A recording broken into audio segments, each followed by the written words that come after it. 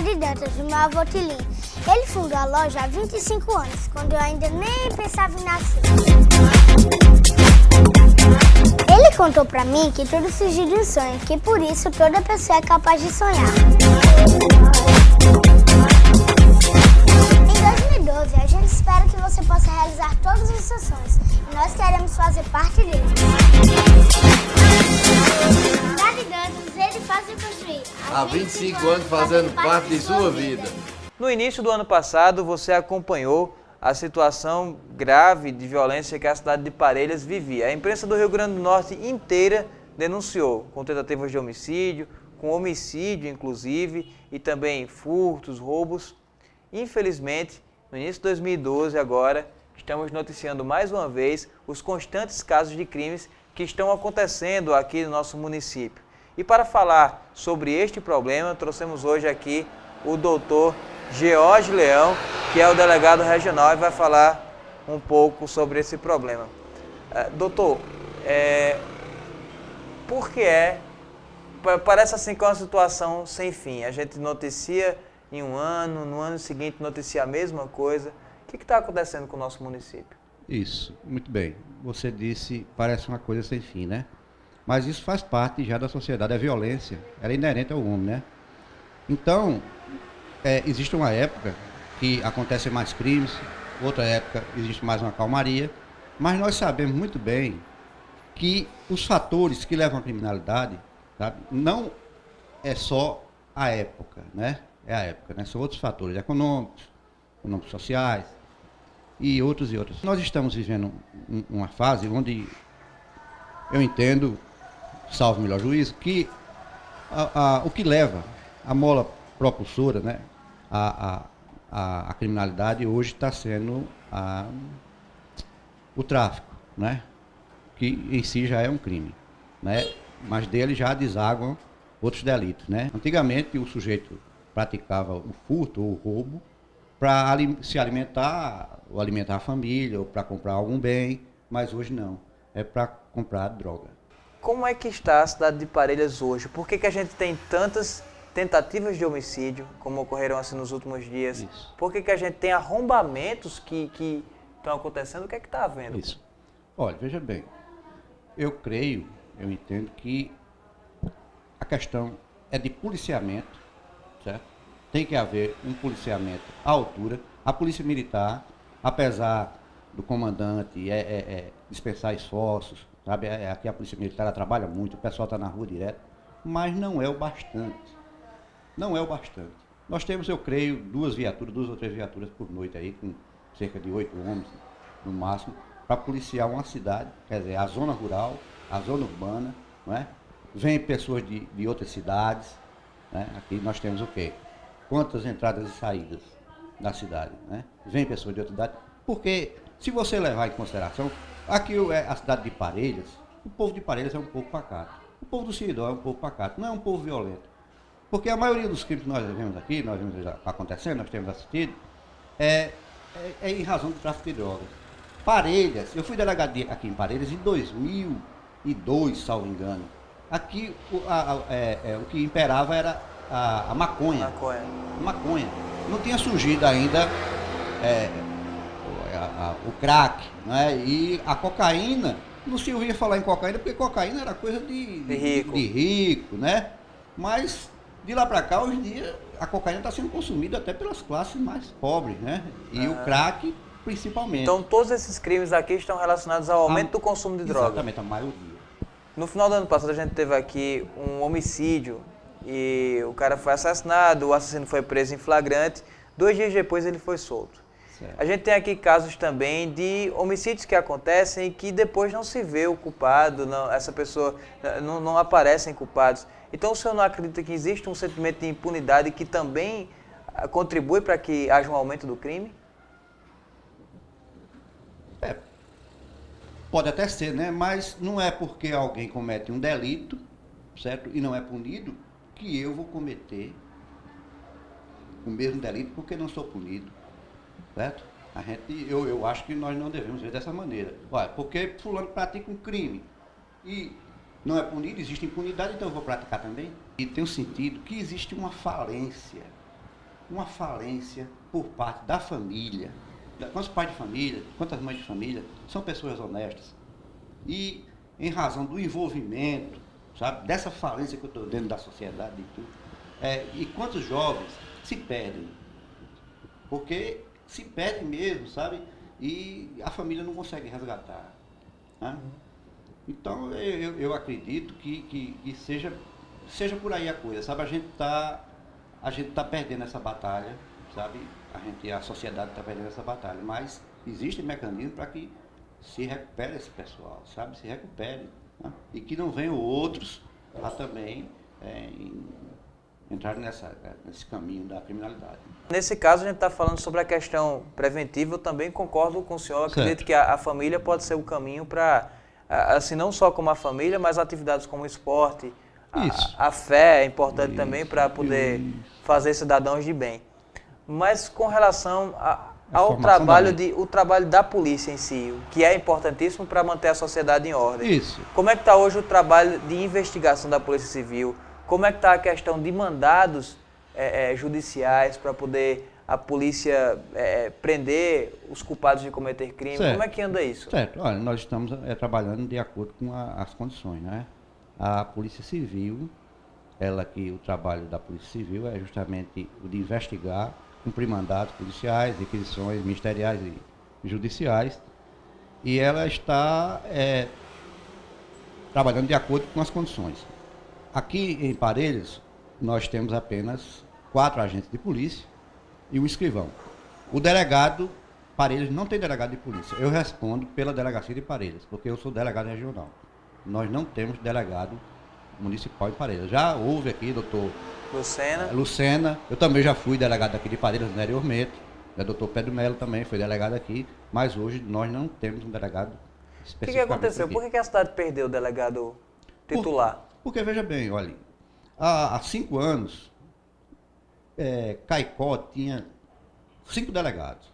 Mas naquela época, os sargentos da Polícia Militar, eles desempenhavam essa função, essa atribuição de polícia judicial. Que é até uma briga judicial hoje, né? Alguns querem cobrar os direitos como delegados. Justamente, Surgiu, posteriormente, há cerca de 2 ou 3 anos, aí o Ministério Público entendeu que era inconstitucional e entrou com ação e conseguiram afastar os sargentos. Então, os delegados de Polícia Civil, delegado de carreira, acumularam outras delegacias, né? É tanto que hoje eu estou com 12 delegacias. O senhor acha que aquilo que o Ministério Público fez foi um desserviço? De quê? De retirar os sargentos da polícia da função de delegado? Não, porque está na Constituição. Porque se fosse um desserviço, teria sido de quem formulou a Constituição, né? Uhum. Formulou, criou uma lei sem ter condições de cumprir, né? Mas aumentou seu trabalho também? Aumentou o trabalho e a qualidade. Aumentou o salário também? Diminuiu a qualidade. O salário também melhorou, não? Não. Nosso salário ele continua, é a mesma coisa, a gente não tem gratificação. Às vezes algumas pessoas dizem, o delegado está com 12 cidades, deve ganhar uma fortuna. Não. O salário é o mesmo, né? Agora nós temos que dar conta de mais trabalho, né? Mais inquéritos policiais e mais cobrança da justiça. Isso foi gradativo a partir do momento em que ficou inconstitucional os sargentos serem delegados? O senhor teve que assumir já de imediato essas 12 cidades? Ou foram aparecendo cidades para o senhor assumir? Não, veja bem, foi de imediato.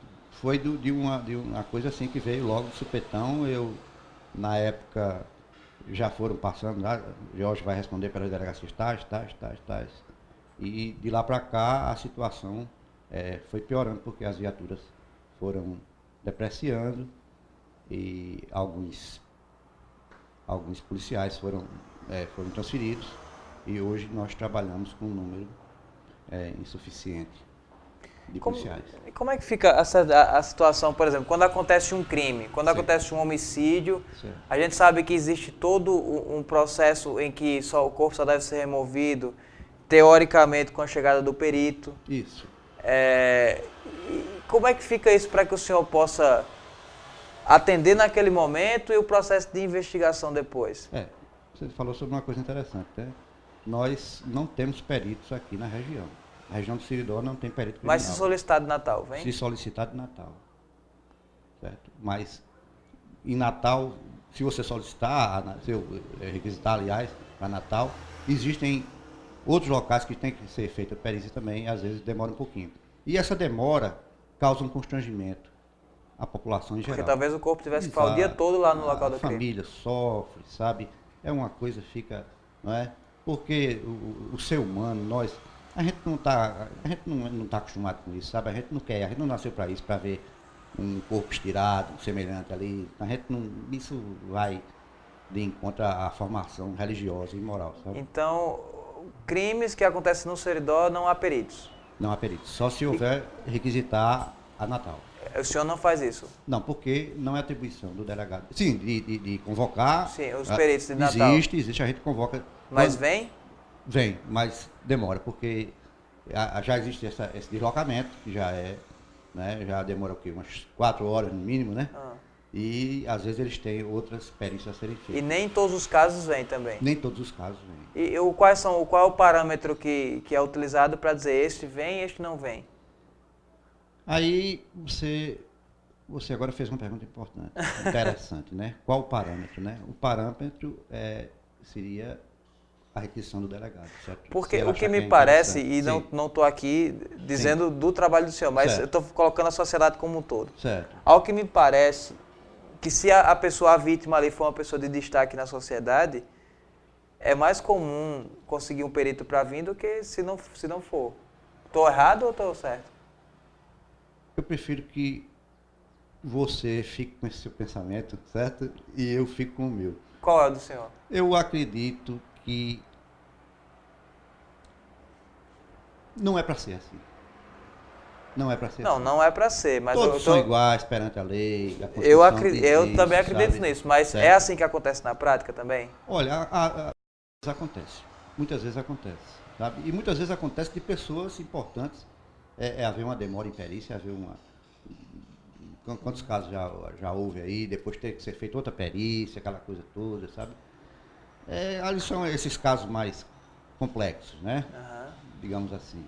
E pós momento do crime, as investigações, como é que ficam depois? Por exemplo, a gente o ano passado, a gente noticiou o caso de um homicídio de uma criança lá em Jucurutu, que é a cidade que o senhor responde também, não é isso? Isso. Que um cara foi acusado, uma pessoa da família, de ter matado essa criança.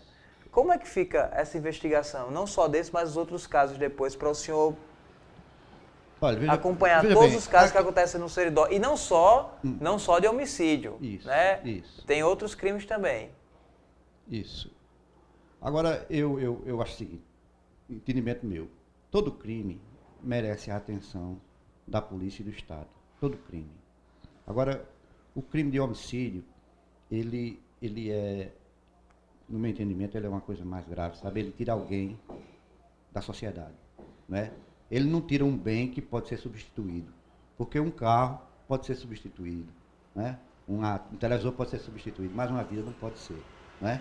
Então, tem que haver mais empenho, né, por parte dos órgãos de segurança nessas investigações, no combate a esse tipo de crime.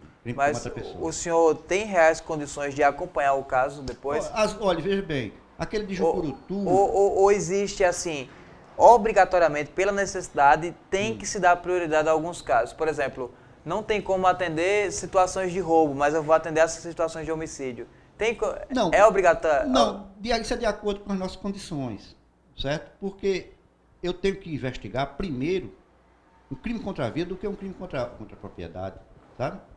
Isso tem que ser feito. Então o senhor dá prioridade nesses casos para poder atender? Tem que ser feito, certo? Tem que ser feito dessa maneira. Aquele caso de Jucurutu, né? Surgiu suspeita, a Polícia Militar trabalhou muito bem, o capitão Aderlan foi excelente na investigação, quer dizer, ele reuniu elementos. Ele ligou para mim, de manhã, eu estava até, salvo engano, eu estava de folga. E ele ligou para mim às 5 horas da manhã, dizendo, doutor, eu repreendi aqui um sujeito. Eu digo, ele está aqui, mas eu estou esperando que o delegado diga, prenda o homem, rapaz. Se você tem certeza que foi ele, prenda. Ou se não tem certeza e há indício de que tenha sido ele, prenda. Porque o delegado vai ouvir. E se no final da oitiva, das testemunhas e da pessoa, do conduzido, entender que não houve, que ele não tem nada a ver, libera. Mas isso pelo menos identifica, coloca alguma coisa no papel. Aí ele disse, eu estou esperando pelo doutor Luiz Antônio. Então nós acionamos o doutor Luiz Antônio, através do doutor Zé Carlos, diretor do interior, e eu liguei para ele e pedi a ele, e disse que tinha havido esse crime lá e tal, e o doutor Luiz Antônio foi e autuou o rapaz em flagrante. No outro dia, eu estive lá, eu fui, na segunda-feira eu fui também, e comecei a participar da investigação, e nós fomos montando o quebra-cabeça e encontramos testemunha e tudo, e ficou, pelo menos na esfera policial, ficou confirmado que tenha sido aquela pessoa que tenha... Que ainda vai a julgamento e tudo mais. Julgamento. Mas os outros crimes também, tem como se acompanhar assim, dessa mesma forma? Ou, em sua maioria, os homicídios que acontecem no Seridó ficam sem solução? Assim como as tentativas de homicídio e tudo mais. Olha, veja bem, aí é onde a gente tem que ver a situação da resposta imediata dos órgãos de segurança. Porque quando ocorre um crime, se a polícia trabalhar logo, ela consegue pegar a coisa quente. Em flagrante ainda. Isso, né? O sujeito, depois da prática de um delito, ele para se restabelecer, demora algum tempo. E é mais fácil de você bater em cima e tal, e a investigação e outra. Aí o sujeito termina, certo? Termina deixando transparecer, e a gente consegue mesmo provar que foi ele. Há indício, a coleta de indícios suficiente. Mas quando a coisa esfria, né? Ele já teve como pensar em álibis, né? Isso. Aí, mas por que ela esfria? Porque nós não temos o número suficiente de policiais para investigar. Uma delegacia de polícia, a gente pensa, as pessoas que não participam, pensam que na delegacia de polícia nós só investigamos o quê? Tráfico, homicídio e furto. Mas na delegacia de polícia todo dia vão pessoas, certo? Com pessoas todos os dias, com problemas que muitas vezes não é nem de polícia, né? Às vezes é problema de quê? De um sociólogo, ou de um assistente social, de um psicólogo. A nossa sociedade ela precisa também de assistência social e psicológica. Porque existem casos que vão para a delegacia que com uma orientação psicológica deixará de acontecer um crime amanhã. Certo? Essa questão da Maria da Penha, não é? Às vezes vai para a delegacia, às vezes a gente não pode atender aquela coisa toda, faz o quê? Faz um BO para instaurar um inquérito, sabe aí? Termina acontecendo uma coisa mais grave. Que se houvesse uma assistência, sabe? Eu estava levantando essa tese, um dia desse eu digo, olha, na polícia, nossa polícia, ela precisa de quê? Ela precisa de assistentes sociais e de psicólogos, para entrevistar as pessoas às vezes que estão lá. Que às vezes é um caso clínico, não é nem caso de delegado de polícia, sabe? Mas, com sinceridade, nesses casos menores, então, de acordo com a demanda para tão poucos delegados, não tem nem como acompanhar, né? Exatamente. Esses casos de Maria da Penha, caso de roubo, caso de furto, acaba ficando meio que só no registro. Justamente. Porque nós não temos como fazer. Olha, Caicó, esse ano passado, foram instaurados mais de 200 inquéritos. 200 inquéritos que geram 200 processos na justiça. E TCOs, que são os crimes de menor potencial ofensivo, que são os termos circunstanciados de ocorrência, muito mais de 300. Então, a maior parte fica só como registro, então. Você vai lá fazer um BO para ficar como registro, mas não vai ser investigado. Porque não existe condições. Não existe condições. Hoje no Seridó, são quantos delegados que fazem esse papel de regional? Não, É só o senhor que responde como regional. Um delegado. Mas quando o senhor está de folga, aí tem outro delegado que faz também. Quando, aos finais de semana, nós temos um delegado regional, que seria o delegado plantonista. Então, ele fica com a região. Então, um delegado de Caicó passa a ser regional também. 28 delegacias. Nós temos aqui no Seridó, hoje, um delegado em Currais Novos, o de Caicó e um novato, o doutor Eduardo Portela, que foi nomeado, tomou posse ontem e vai assumir a delegacia amanhã. Inclusive, ele ligou para mim ontem. Assumir a delegacia onde? Caicó também? Não, em Jucurutu. Vai ficar com Jucurutu, Santana do Matos, Florânia, Tenente Laurentino e Bodó. Isso aí alivia mais para o senhor agora. Alivia, pesa para ele, mas alivia em termos. Porque eu ainda estou com 12 delegacias, 10 delegacias, aliás. Doutor Herbert está com 9. Né? É Seridó também, o doutor Herbert está? É o delegado municipal de Caicó, ele. Sei. Doutor Herbert Luiz Serri. Então o senhor está me dizendo que no Seridó inteiro a gente tem 4 delegados? 4 delegados. E o doutor Herbert agora entrou de férias, né? Merecida, né? Porque ele tem trabalhado, tem tem desempenhado um bom papel lá em Caicó, tem trabalhado muito, doutor Hélio, muito mesmo, sabe? E ele agora entrou de férias agora e eu espero que ele aproveite bem. E onde é que estão os outros delegados? Estão em Natal, é? Olha, Parece aí- que Mossoró vai receber alguns também? vai. Agora você me perguntando isso, você também me deixa no canto da parede, porque eu não sei nem, hoje eu não sei qual é o número de delegados do Rio Grande do Norte e onde eles estão distribuídos. Porque eu não tenho tempo nem de estar pesquisando sobre isso, em razão do número de delegacias que eu tenho. Agora, fulano, quem é o delegado de Ceará-Mirim? Hoje em dia eu não sei quem é o delegado de Ceará-Mirim. Quem é o delegado de Nísia Floresta? Não sei quem é. Tá? Eu sei quem é o delegado geral, que é o doutor Fábio Rogério. Eu sei quem é o delegado da DP5, que é o doutor Zé Carlos. Muita gente chega pra mim e fala, olha, eu tô até com medo de sair de casa por causa do crime. Isso é a realidade no Seridó toda, a situação é assim mesmo e a gente vai ter que se conformar com isso. Não, conformar não, sabe, isso não.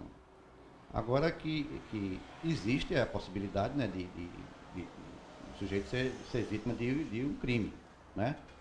Mas aqui o Seridó não chega tanto, não chega a apavorar, sabe? E a gente tem que trabalhar para que diminua mais ainda. Mas hoje numa cidade como Natal, né, o sujeito sai de casa, o cidadão sai de casa e ninguém sabe o que acontece, O né? crime tá lá e também por causa da droga. Mossoró, Droga também. e, sabe? Mas o pessoal tem lutado muito, o pessoal de Mossoró tem trabalhado muito, sabe? A Polícia Militar tem se empenhado muito, sabe? Mas é porque a questão é que a população cresceu e a população que delinque também. O senhor já é cresceu. delegado há quanto tempo? Olha, eu já tenho 30 anos de serviço e sou delegado aqui no Rio Grande do Norte há 11 anos. Ao longo desse período, a situação da polícia no Rio Grande do Norte, e aí quando eu falo a situação, eu coloco todos os governos que passaram ao longo desse tempo. Certo. Melhorou ou piorou? Eu veja bem, quando eu entrei na polícia aqui do Rio Grande do Norte, no ano 2000, a criminalidade não estava desse tamanho. Não estava desse tamanho. Então o número de policiais que se tinha era o suficiente. Na época, era. Porque justamente nós tínhamos o apoio dos delegados sargentos, não é? Nós tínhamos o apoio dos sargentos. Eu fui delegado de Patu e lá eu não contava com nenhum policial civil. Eu trabalhava com policiais militares. Mas melhorou ou piorou a situação de segurança? Nesse período que o senhor é policial? Piorou. Piorou. Piorou justamente porque... Por causa do apoio governamental ou não? Não, veja bem, porque tem que aumentar, de acordo com a população, tem que ir aumentando. Veja bem, isso é entendimento meu. Se aumentam os impostos, tem que aumentar os gastos. Se aumenta a população, tem que aumentar a segurança. E aí vamos ver, fazer uma comparação, seria um quadro comparativo entre 2000 e 2010 e 2012, lá em Caicó, 2 irmãos que são viciados e eles foram presos, isso foi o ano passado, salvo engano, ou foi o ano retrasado, e o escrivão Jaciel veio me contar depois, que na casa desses 2 rapazes que são viciados, a geladeira é fechada com uma corrente, com cadeado, fica dentro de um quarto e o quarto com cadeado. Então esse rapaz, o vício tomou conta da vida dele de uma maneira, né, que eles quando chegaram em casa certa feita, e como não encontraram nada para poder levar para trocar por droga, tem um irmão deficiente que estava na rede, botaram o irmão no chão, levaram a rede e trocaram por droga. Quer dizer, uma coisa dessa dá para rir, dá para chorar, né? Porque chegar a um ponto desse, o que a droga está fazendo com a dignidade do ser humano, do cidadão, né? E tem que se lutar para espantar essa... Ok, doutor, então, para a gente encerrar aqui, o que é que o senhor deixa de mensagem aqui para a gente? O que é que a gente deve fazer, então? Orar e pedir a Deus para não morrer? Eu digo que você, eu e a sociedade, a gente tem que se manifestar, cobrar ações do governo, certo? Muitas vezes aqui, às vezes eu me estresso porque as pessoas cobram da polícia. Eu digo, como é que eu posso responder? Eu não vou chegar para você e dizer, não, porque a gente está fazendo isso, está fazendo aquilo outro. A condição é pouca. Agora, veja bem, o povo tem que se manifestar através de quem? Dos seus vereadores, das comunidades, dos prefeitos, né? Dos deputados, para que o governo chegue o pedido ao governo. Porque quem governa também não está sabendo de tudo. Não está sabendo de toda a necessidade, não. Então tem que vir os representantes dizer ao governante o que é que está faltando ali naquela região. Mas isso a gente tem que pedir a pessoa certa. Não é você chegar na porta da delegacia, na porta ali do pelotão, não é você sair dizendo que a polícia não faz isso, aquilo, outro, não. Vamos, nós temos representantes, nós temos vereadores. Vereador, vamos fazer um ato público, tal, vamos levar a mensagem para o deputado. Porque o deputado não aparece na época da eleição, o vereador não aparece, o prefeito não aparece, o governador não aparece, o senador não aparece. Então, vamos procurar esse pessoal, eu, você, sabe? E todos estão. Eu estou sujeito também à criminalidade, à violência, sabe? Todos nós estamos. O policial, ele não é um extraterrestre, não, sabe? Ele está isento disso, né? E às vezes nós somos passíveis também de praticar delitos, né? A gente tem que ter muito cuidado, né? Então a gente tem que levar esse nosso pedido aos nossos representantes para que eles cobrem do governo e para o governo tome ciência do que está acontecendo. Mas nós vamos conseguir, nós vamos melhorar, porque tem que melhorar. Bem, vocês ouviram aí a mensagem do doutor, né? Ele dizendo que a gente tem que cobrar mais dos políticos. Esse ano é ano de eleição, então o seu vereador, aquela pessoa que vai te representar na Câmara, tem que ser uma pessoa compromissada também em trabalhar nas questões de segurança, nas questões de família. É bom você ficar atento para cobrar dessas pessoas também aí o que de projeto eles têm com relação à segurança, com relação à família e principalmente com relação à prevenção contra as drogas. E você que acompanha nosso programa já sabe, você pode sugerir a pessoa que você quer que venha para cá responder as nossas perguntas através do nosso e-mail ou do nosso Twitter ou do nosso Facebook.